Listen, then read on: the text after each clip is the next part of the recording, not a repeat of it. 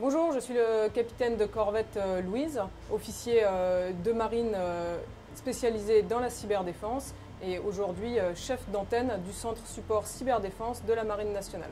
Je suis le major Maxime, je suis brevet de maîtrise cybersécurité, je suis actuellement affecté au centre support cyber de Brest et j'occupe le poste d'entraîneur cybersécurité.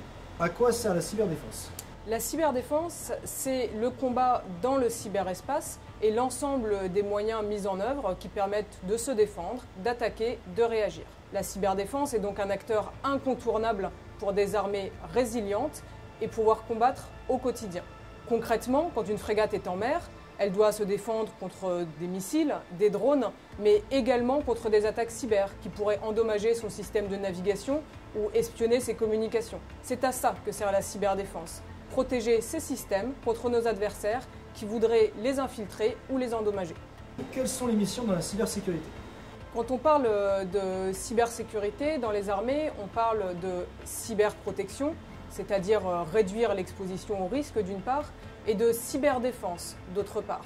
La cyberdéfense regroupe l'ensemble des opérations militaires dans le cyberespace et se décompose en 3 domaines. Le premier, le domaine de la lutte informatique défensive, consiste à détecter et se protéger contre des attaques informatiques. Le second, la lutte informatique offensive, consiste à récupérer du renseignement d'intérêt cyber ou à agir sur les systèmes de nos adversaires et fait l'objet d'un cadre légal strict. Enfin, la lutte informatique d'influence avec des missions sur les réseaux sociaux pour détecter ou contrer des attaques dans le domaine informationnel vis-à-vis des armées. Est-ce qu'il y a beaucoup de monde à ce poste ? Actuellement, au ministère des Armées, nous sommes 4000 cybercombattantes et cybercombattants à œuvrer au succès des opérations de cyberdéfense. Au sein de la Marine, nous sommes plusieurs centaines et ce chiffre ne fait que grandir. Et à l'horizon 2030, le recrutement de plusieurs centaines de cybercombattants est prévu pour atteindre un objectif de plus de 5000 cybercombattants. Pensez-vous qu'un jour les batailles ne se feront plus que sur le cyberespace ? Le cyberespace est l'interconnexion de plusieurs milieux, terre, mer, air, espace. Et à ce titre, les technologies sont aujourd'hui de plus en plus puissantes et les systèmes de plus en plus connectés. Il est donc logique que les attaques cyber, ou en tout cas la bataille dans le cyberespace, soient de plus en plus courantes dans les possibilités d'action. En ce sens, il est sûr que la cyber est un métier d'avenir. Pourquoi choisir de s'engager dans la cybersécurité ? Alors principalement, j'identifie 3 raisons. La première, pour protéger des systèmes d'information opérationnels, mais également des systèmes d'armes ou des systèmes de navigation. Je pense qu'une deuxième raison serait également, car c'est un domaine de travail particulièrement stimulant, en constante évolution, où la curiosité et l'envie de réussir trouvent toute sa place. Et une dernière raison qui me tient à cœur, pour l'esprit d'équipage, nous sommes très loin du travail tout seul, un peu à la geek, devant son ordinateur, devant son clavier. Au sein de la marine, on travaille en équipage, en équipe, on est là pour s'appuyer les uns sur les autres. Quels sont les moyens mis en place dans la lutte informatique défensive ?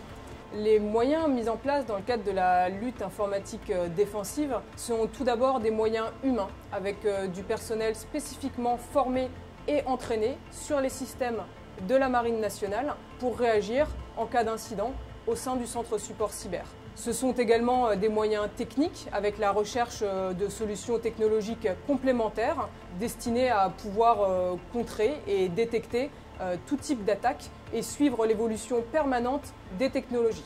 En cas d'incident, en tout lieu, tout temps, des groupements d'intervention cyber sont prêts à intervenir sous le commandement du commandement de la cyberdéfense au profit de l'ensemble des unités de la Marine nationale. Où la Marine est-elle engagée physiquement pour la cyberdéfense et est-ce qu'un cybercombattant peut partir en mission ? Alors le centre support cyberdéfense est constitué de 2 antennes, une à Brest, une à Toulon. On retrouve également des marins cybercombattants sur toute la France, aussi bien à Paris, à Rennes et même en Outre-mer.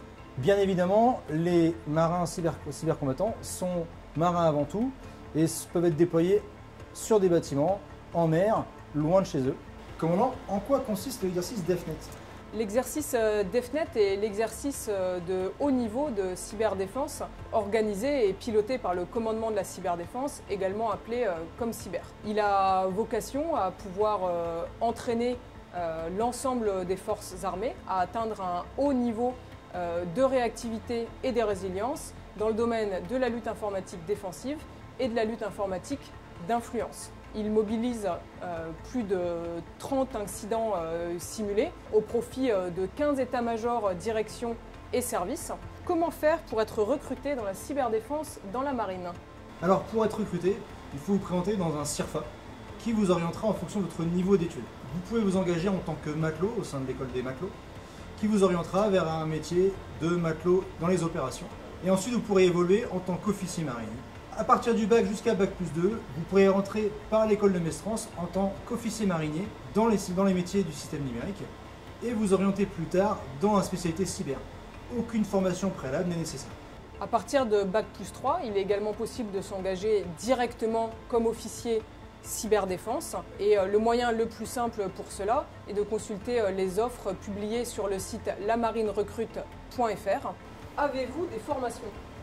Alors tout au long de notre carrière, nous sommes formés, nous montons en grade et en compétences dans le domaine de notre spécialité. Nous acquérons des certificats, des diplômes, des brevets et nous avons bien sûr accès à un large choix de stages et de formations. C'est d'ailleurs une des caractéristiques principales de la marine, cette volonté de former régulièrement ces personnels à tous les niveaux de leur carrière et à tous leurs niveaux de grade pour leur permettre de s'épanouir et d'être pleinement efficaces et opérationnels dans les métiers qui leur sont demandés. Faut-il faire des études dans la cybersécurité pour pouvoir rejoindre cette cellule? Alors ça dépend.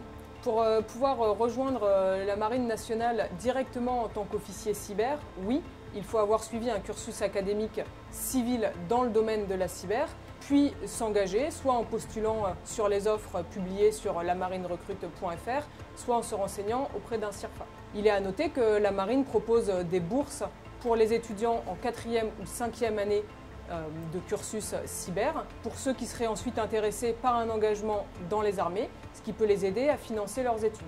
Par ailleurs, il existe depuis cette année un bachelor porté par l'EPITA et l'école polytechnique, en partenariat avec les armées, qui permet, en échange d'un engagement dans la réserve cyberdéfense lors des études, puis d'un premier contrat de 5 ans dans les armées, de bénéficier d'une formation cyber. Pour les officiers mariniers, pas besoin de formation initiale. La marine vous formera directement en interne. Quels sont les différents métiers que l'on retrouve dans la cyberdéfense? Tout d'abord, dans la cyberprotection, nous pouvons exercer des métiers d'auditeur ou de responsable de la sécurité d'un système d'information.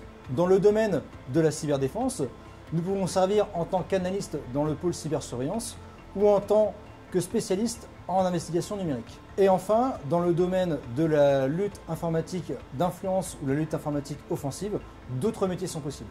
Et si certains de ces métiers sont très proches de ceux qu'on peut retrouver dans le monde civil, c'est bien leur contexte et les enjeux auxquels ils sont confrontés qui en font toute la spécificité et tout l'attrait de servir au sein des forces armées.